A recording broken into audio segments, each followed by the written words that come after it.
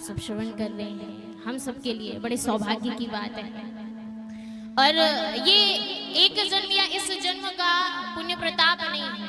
हमारे पिताजी बता रहे थे, हमारे घर में अक्सर चर्चा होती रहती है, पूज्य यजमान जी के जो पिताजी माताजी थे, हमारे दादाजी दादी जी के जो पिताजी माताजी थे, तो बता रहे थे वो जो भैरव मंदिर के पास, महाराज जी के संज्ञान में भी होगा, जो भैरव मंदिर के पास जो मंदिर है, मुझे नाम तो नहीं पता है, लेकिन तो बता रहे थे पिताजी कि वहां पे आज से नहीं अभी तो कई वर्षों से संत ऋषिकों का आना जाना लगा रहता, तो केवल 5-10 महीने ऐसे नहीं, वर्षों वर्षों तक रहते भी थे। और हमारा दीक्षित परिवार उनकी व्यवस्था देख रेख सेवा पूजा में लगा रहता, तो उसी का परिणाम है।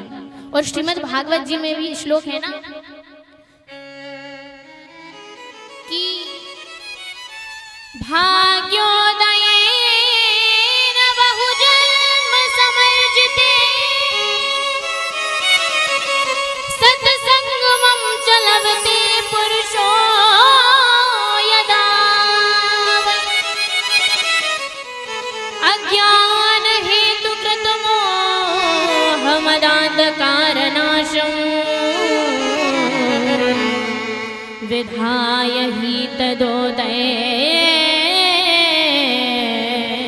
ते विवेकः। भाग्योदय न बहुजन्म समर्जिते, इस जन्म के नहीं अनंत काल के भाग्योदय होते हैं, तब जाकर श्रीमद् भागवत। और एक बड़ा सुंदर कवित्व भी है, हमारे ब्रजवासी ही कहते हैं कि अनगल जात है और वाके कहे से विष्णु दूतन में वर्ण ताके कहे से भवसागर तर जात है। एक जन्म के सुने से एक जन्म को विनाश होत, द्वै के सुने से भाव द्वैत मिट जात है। और कृष्ण की कृपा से कहूँ सप्ताह मिल जाए तो ब्रज को निवास खासता ही मिल जाते हैं, तो ब्रज को निवास खासता ही मिल जाता है। भाग्य कैसे जीवन का भाग्य के उदय हो जाता है। और एक शब्द के सुनने से एक जन्म का विनाश होता है, द्वे के सुनने से भाव द्वैत मिट जाते हैं। और कृष्ण की कृपा से कहूँ सप्ताह मिल जाए। कहने का अर्थ कि अगर ठाकुर जी की, बिहारी जी की कृपा से, किशोरी जी की कृपा से अगर सप्ताह भर मिल जाए ना, तो ब्रज को निवास खासता ही। आप लोगों को यही मान लीजिए ब्रज का निवास मिल चुका है।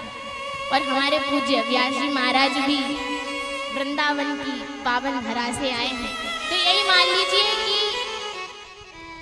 शुकाचार्य जी श्रीमद् भागवत में कहते हैं, यो ब्रह्म रुद्र शुक नारद भीष्म मुख्यैत्रालक्षितो न भवता पुरुषस्य तस्य और सत्यो हृदयरुद्यते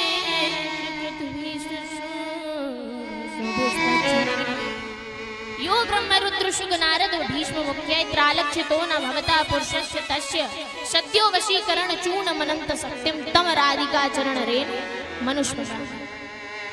अगर ब्रज की रज का एक अणु, यहाँ पर बहुवचन का प्रयोग नहीं है, ना ही द्विवचन का है, केवल एक वचन का है, अणु रज की केवल एक कण, अगर वो भी किसी गाय के खुर से उड़कर हमारे शीश पर आ जाए तो हमारा कल्याण हो जाता है।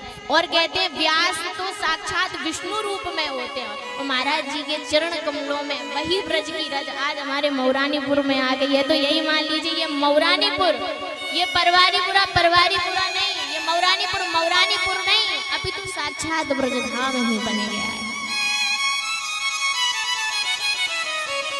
और